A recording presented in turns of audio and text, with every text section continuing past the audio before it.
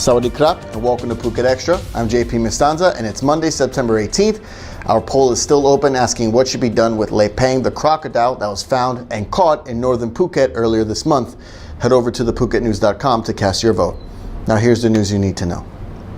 The annual Phuket Vegetarian Festival, one of the biggest events on the island, it's going to be scaled way back this year as organizers only plan one day for the famous street processions in respect of the royal funeral for the late King Bhumibol Adulyadej.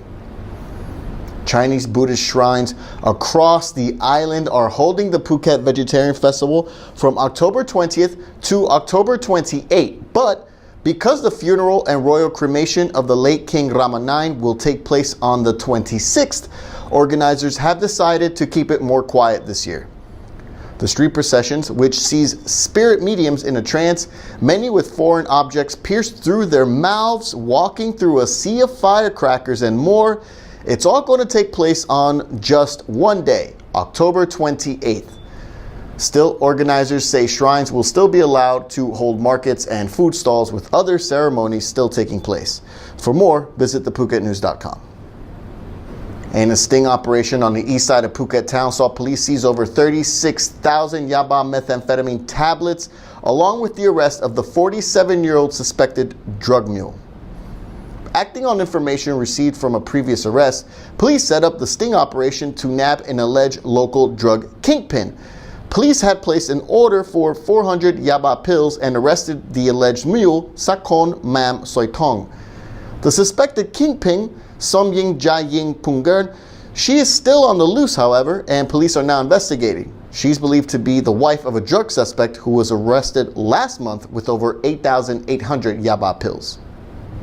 Relief is now here for people in over 2,000 households in Pak Lok who were essentially cut off from the rest of the island when two bridges collapsed on the main road in that area in last Friday's torrential downpour and floods. The bridges had sustained serious damage on Friday, which saw Phuket town drenched in at least 127 millimeters of rainfall in just 24 hours. But the bridges have been repaired and reopened after emergency overnight repairs.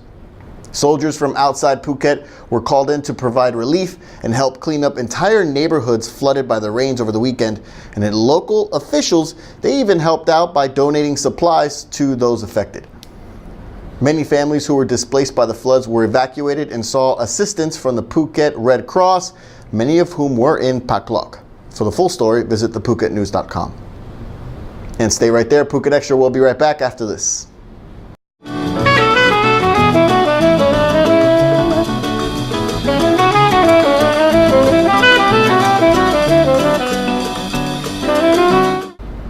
Welcome back to Phuket Extra.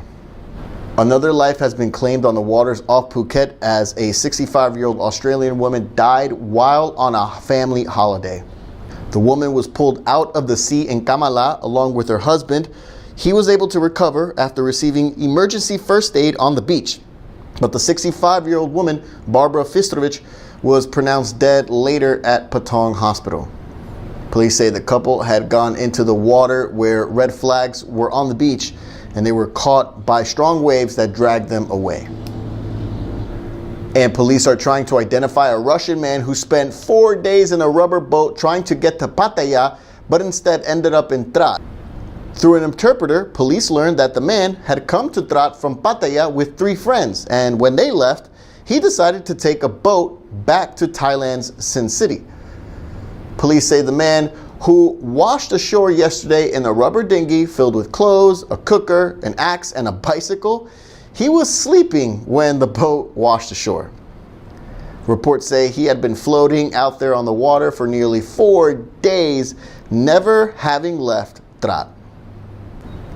And that's it for Phuket Extra today. We'll leave you with scenes from the 3rd ACCOR Heartbreak Hill Mini-Marathon, where nearly 3,500 runners participated in going up and down the hills of Panwa near Khao Khat. It was all a fundraiser for ACCOR's Yim Kids Foundation, which helps provide education for underprivileged children around the area.